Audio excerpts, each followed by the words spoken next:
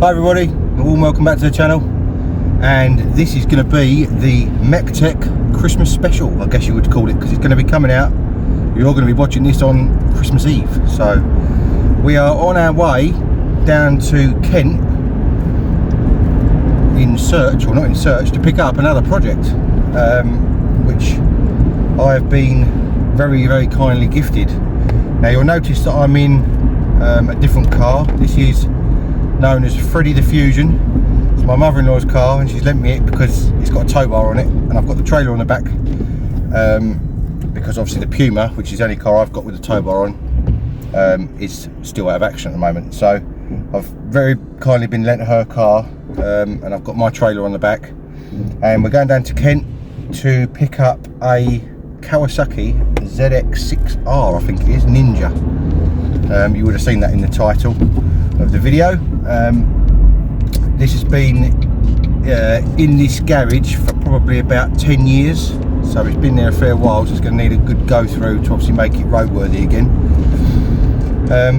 So yeah, what we'll do, we'll get down there and I'll show you where it's been sitting in slumber for the last 10 years, and we'll get it all in the trailer, get it back home and have a good look around it. See you in a bit. Rightio, we've arrived in Kent, and this is the garage that it's been languishing in for the last 10 odd years. As you can see, it's like a maroon red colour ZX-6R Ninja, and needs a bit of love. So we're going to get this out, hopefully get it in the trailer and get it back home and start on a new project. Looks good. Lovely jubbly, let's carry on. Okay, we haven't got any this is a bit of an update. We haven't got any keys at the moment. They are elsewhere, and the steering lock is unfortunately on, so we're going to have a bit of fun trying to get this out, I think. So I'm going to try and as you can see, the driveway is quite steep, so I'm going to try and manhandle it up the driveway and just have to bounce the front over as we go. So let's see if we can get it out in the road and get it in the trailer. Let's carry on.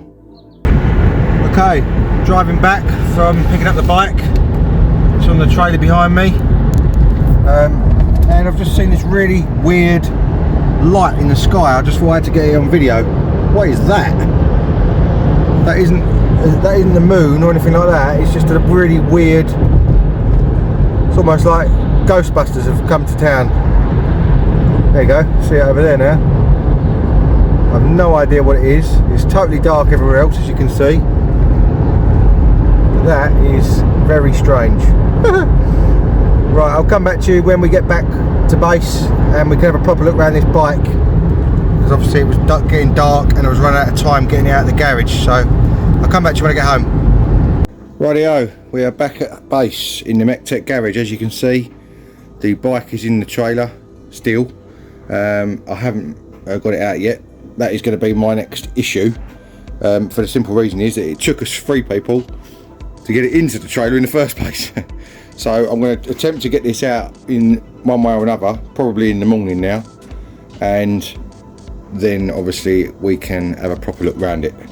Well, on first glance it looks really good, obviously very dirty, but that's fine. So I'm going to attempt to get this out, probably say in the morning, and then we can have a good look around it. So I'll come back to you in the morning and we'll go from there. Good morning everybody, it is the next day, and as you can see I've got the back of the trailer off. In case you wondered how I got it in there in the first place, the back of the panel of the trailer unbolts. It's got 4 bolts in it for this very reason, and you can see I've got a couple of bits of wood in there which we used as ramps yesterday.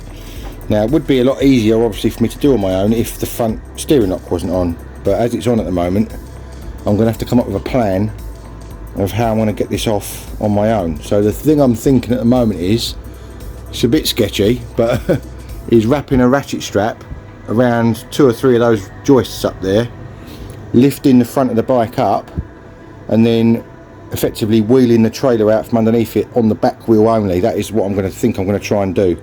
That's going to be the easiest way to get it off the trailer on my own. Once it's on the ground, obviously I can manhandle it around a lot easier.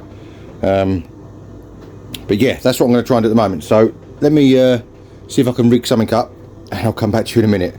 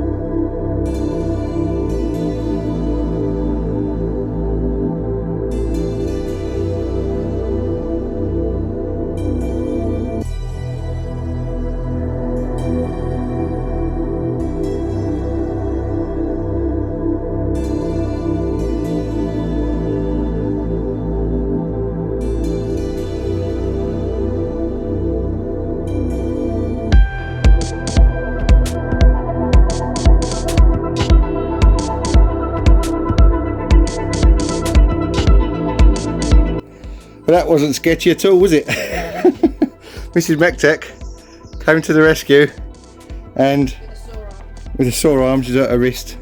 Not how you think, make your own jokes up. I've got one casualty, which is the number plate on the trailer, but I can cope with that. So yeah, I'm going to have a massive clear up in here now, move the bike back a bit, and then we can have a proper good look around it. As just, obviously everything's out in the open at the moment and the back of the trailer's still off, so I need to get the trailer back in. In case any of you were wondering how I store my trailer, I've got a piece of angle on the wall there, and it tips up onto that on its side, and I've got 3 bolts which hold it against the wall sideways, so it's a bit of a storage solution. But obviously I've got to move all this stuff out of the way first, which I got with the bike, to get it back in there. So I'll come back to you in a minute.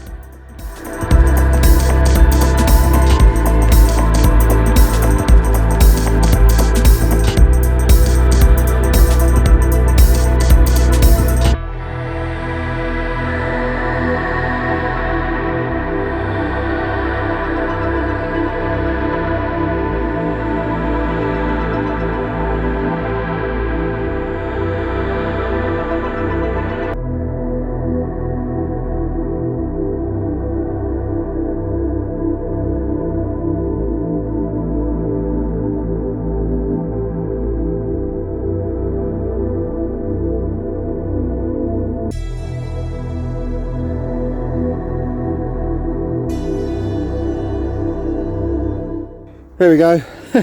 It's a bit of a faff, as you saw in that time lapse, but trailer is back against the wall now. The 3 bolts holding it up on the top there, and obviously it's resting on the angle line at the bottom, so this bottom wheel has not got any pressure on it, it's just free rolling. I usually take the top wheel off so I don't walk into it. But it is, although it's a bit of a faff, this trailer is worth its weight in gold, because it does so much. Dump runs, motorbikes, a lot, you know, you've seen it all. It's seen it all, I should say. So and it fits in there pretty nice. It's good. So the bike's right over against the wall at the moment, so now I've got to tidy that lot up. And all this lot, because I got all this lot with the bike, and very much appreciated. Loads of tools and stuff like that, but I've got to obviously sort it all out now. So I'm going to carry on clearing up, and then hopefully we'll have a decent look around the bike in a minute. Let's crack on. Rightio, okay, it is a couple of days later, and I have keys. Woo! So I've managed to get the bike obviously out properly straight now with the steering straight. I've managed to dig out my old paddock stand as well, and we can have a proper look around it. Now obviously, as you can see, as I said, it's been sitting for about 10 years, so the grime is quite significant, but that's okay, because hopefully it will have protected whatever's underneath. Now these Ninjas have a glass front headlight, so you won't have any problems with the plastic fading or anything like that. Even this lens here, which is actually plastic, is not faded because it's been out of the sunlight, so that's great. Unfortunately, the front indicators appear to have perished just over time. The rubber's given way. The actual indicators themselves are fine, so I think you can actually buy these rubber portions from Kawasaki. So excuse me. I will obviously be getting some new ones of those. Brakes aren't seized on, luckily. We have been able to push it around. They are a bit obviously bindy, but I'm going to take those off, give the calipers a good clean up, and obviously make sure that the pads are all okay. Discs feel okay. There's no real lip on the edge of them or anything like that, so I think with a little light bit of use they'll come back, so that's good. What else have we got? I've put a little bit of WD-40 on these mirrors, because these were really seized solid, and now they move fairly easily. Obviously you don't want them to be too easy, otherwise they'll flap around when you're going along.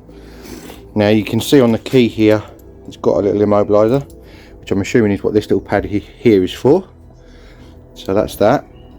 I've got a little bit of paint flaking on the engine case in this side. That is not crash damage, that is just purely due to age, and I would imagine probably your feet rubbing on it, and it's just taking a little bit of the paint off, and obviously then the moisture's got under it. So we'll need to address that. A little bit of paint work on there, nothing too horrendous. There's no cracks or anything in the panels this side. All looks to be in really good nick actually. Again, a little bit of corrosion around, looks like the water pump there. I assume that's the water pump, don't really know, to be honest with you. I've never had one of these before. So chain is very oiled. As is the rear shock by the looks of it, because it's obviously come off the chain and gone onto the rear shock, but that's no problem, we can clean that up. You can see the last tax disc here, 08. I don't know whether that, I don't think that was the last time it was used. I think because they went electronic after that, didn't have tax discs anymore.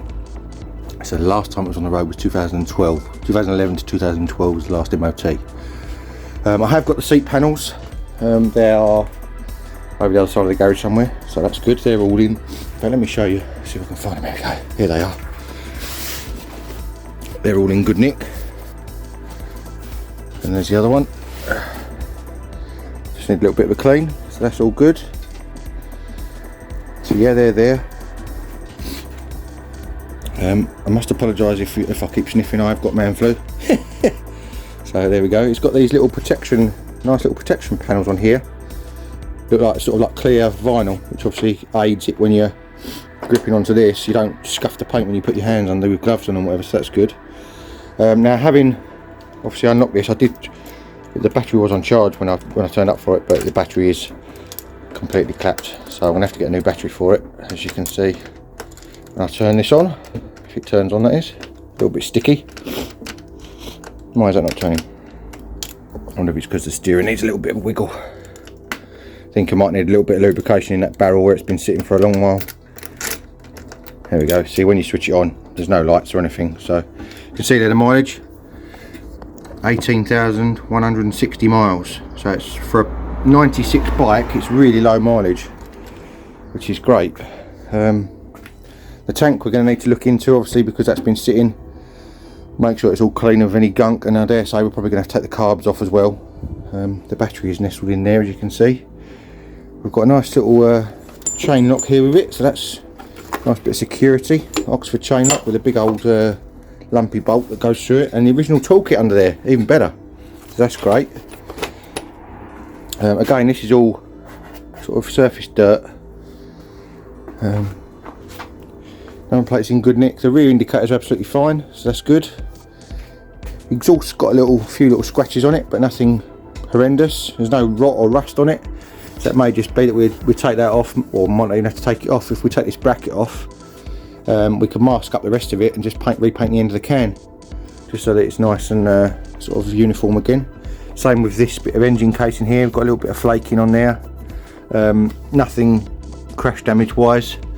Unfortunately, I did notice this panel's got a small crack in it this side. Don't know how that happened, but we'll try and obviously repair that, because it's got all the decals on it and everything, and I don't really want to get involved with getting new decals and everything else, so we will have to do a little repair on that, probably from the back. I may even invest in one of those hot staple guns that staple plastic back together, so we can do it properly. Frame is this nice grey colour, if you can just about see it under the dirt.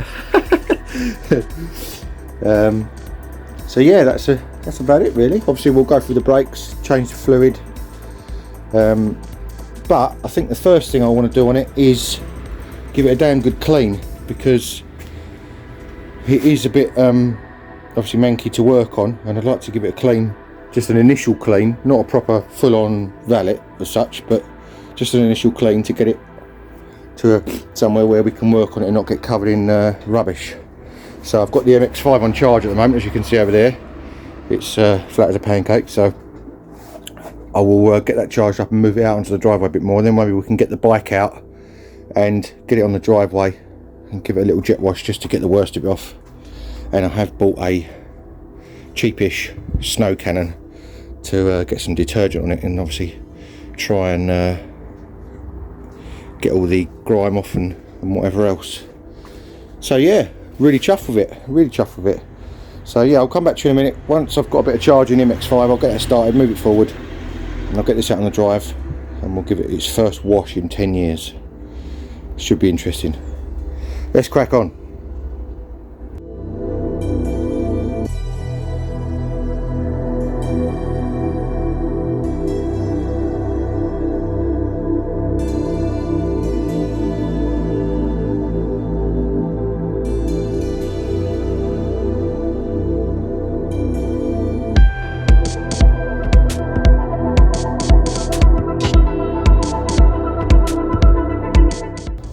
Right, jet wash is out. Let's get this its first wash in 10 years.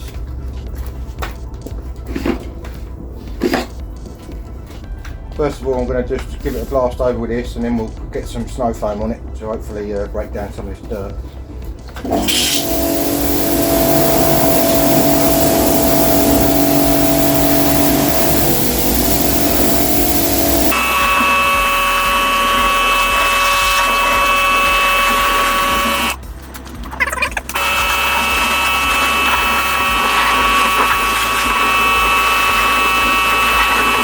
Right, this is the Demon foam. It's only a cheapo one, but obviously didn't want to go too mad because I wasn't sure it was going to come out. So we'll get all this lathered up.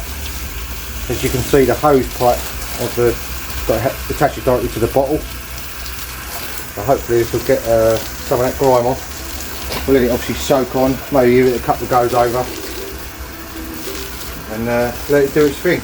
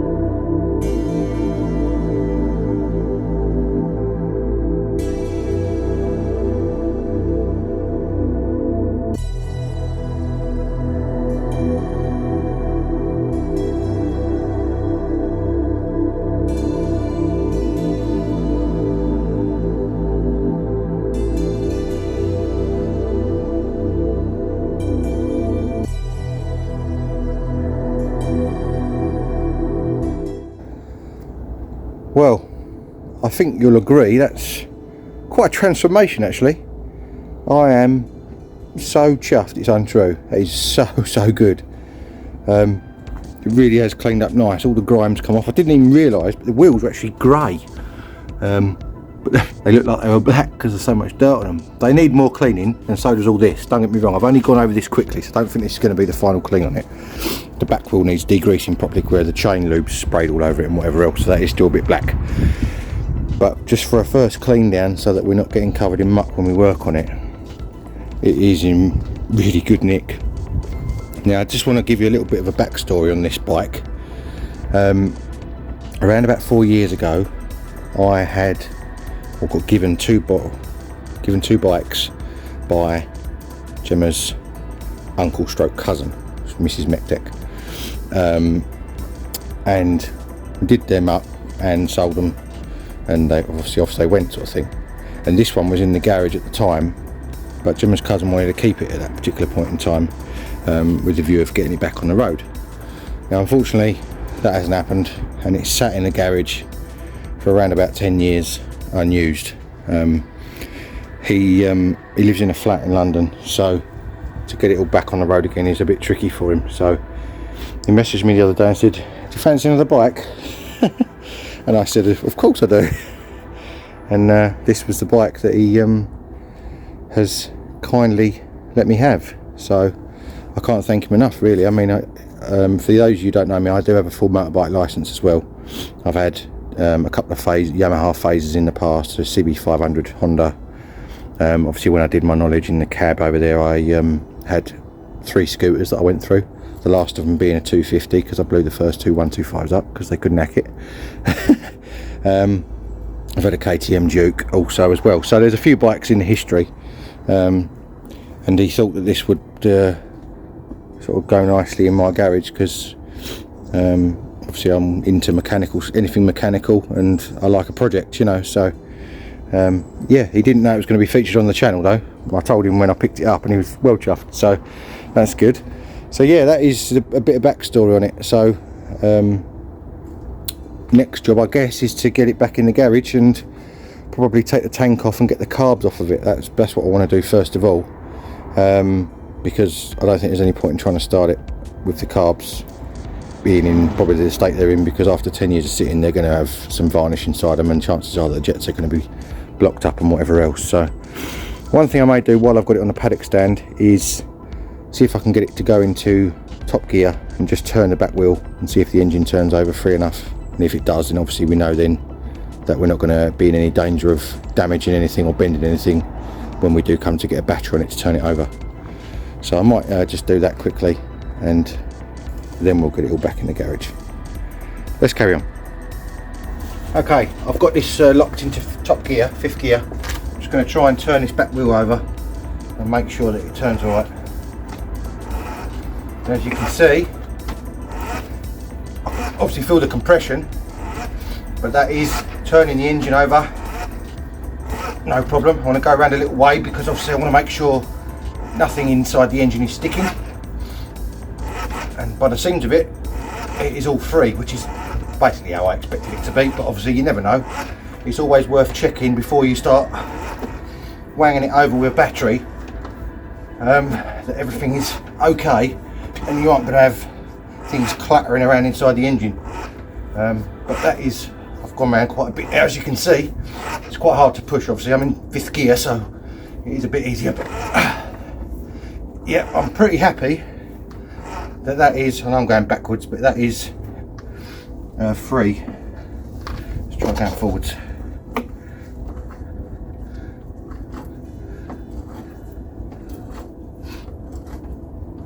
Yeah, that turns over fine. So I think we're okay on that side of things, so that's great. We can get it off the paddock stand now and get it back in the garage. Now come on, you didn't think I was really not going to attach a battery charger to it and see if it had any life in it, did you?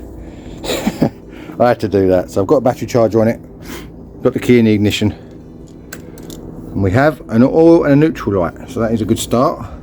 Let's try the indicators. Anything on the indicators? All works. Where are the lights? Let's have a look at the lights on. Let's have a look. Oh yeah, look, there we go. Headlights are on. Rear lights on.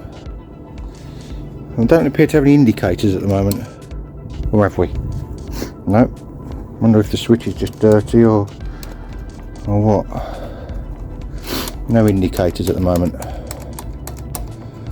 Okay, we'll have to look into that. Now, because I've just turned it over with that wheel, I just want to see what it does if I flick the button. Not enough power. Crank the power up. No, doesn't like that. That seems a bit. I think because that battery is so dead, it don't want to know. Let's turn that power back down again. In a second.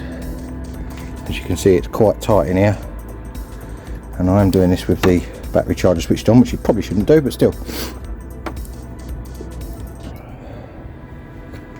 Right.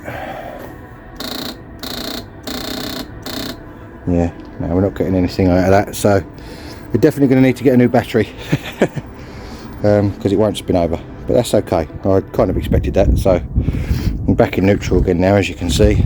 So there we go. At least we've got some lights, no indicators. Is the high beam working? Yep, the high beam's working okay. I can see that coming on. Is the brake light working? Let's have a look. Can't see. You can tell me whether that's working or not. I think it is working. I can see it through the. I can see it through there. If you look through there, you'll see it light up. See? So that's working.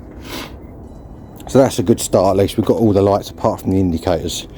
That may be a game due to it not having enough power to power the relay to flash them on and off, because it might not have enough power in it. So there we go. That's all good. Lovely jubbly. Right, I've sussed this out. I was being thick as usual. I didn't actually do the immobiliser. So I've took the battery out because I think the battery's completely clapped anyway. So we're running directly off the charger now. And you have to tap this tab and the indicators flash. If you watch that down there, look. See? And then you switch the ignition on. And hopefully it will turn.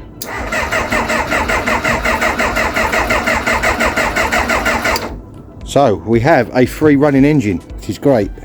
Obviously we knew that from turning the back wheel, but it's nice to just clarify it from the starter. And it also confirms that the electrics are all good, starter's all good, and it turns over okay. So that is great news.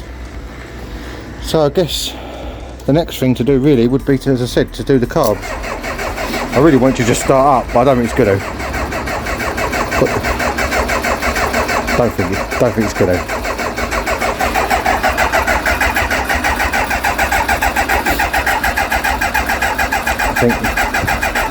I think it's going to be too far clagged up to even think about firing, to be honest with you. Just making sure that the fuel's on. Let's have a look at the fuel. Come on, I'm excited now. Let's have a look, make sure the fuel's on. The fuel was on. Let's put it onto reserve, just to make sure that it wasn't not letting any fuel through.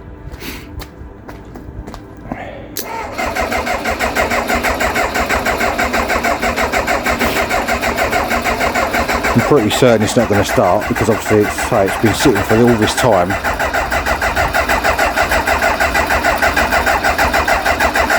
I'm just pleased it turns over okay. No, we're not going to get anywhere with that, I don't think.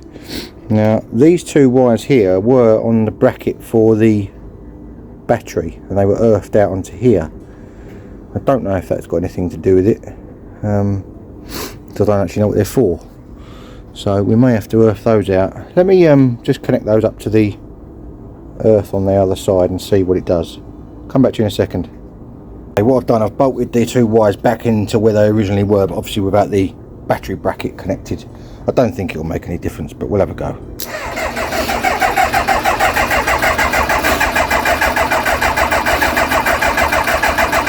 You know, I haven't checked for spark or fuel or anything at the moment. I'm just literally winging it here. I'm not, you know, I'm not expecting it to start, but I just thought I'd try it. And also it doesn't do any harm to obviously turn it over and get things moving again without it starting, you know. So I won't keep going with it, because otherwise it will knacker something out.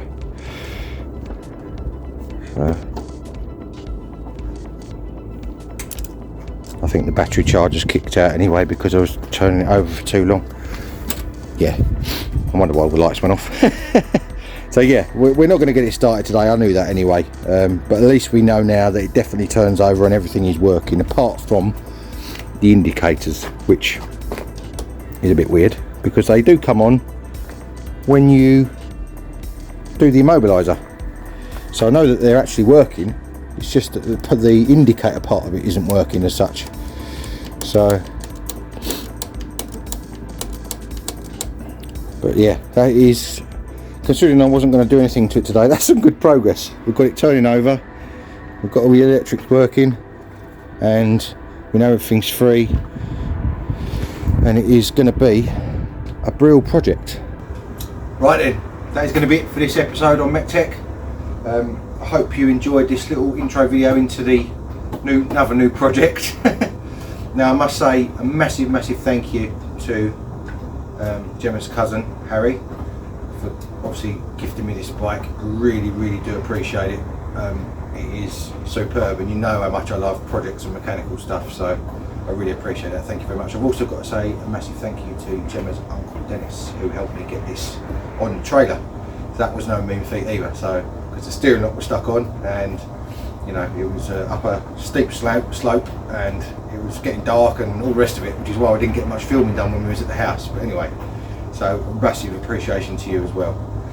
So I hope you will tune in for the next instalment of this. Obviously it may not be straight away, obviously there are a lot of other projects. I've still got to finish the bodywork on the MX-5, filler work and all that sort of thing, and all the undersealing and stone chipping, so we'll maybe getting back on that.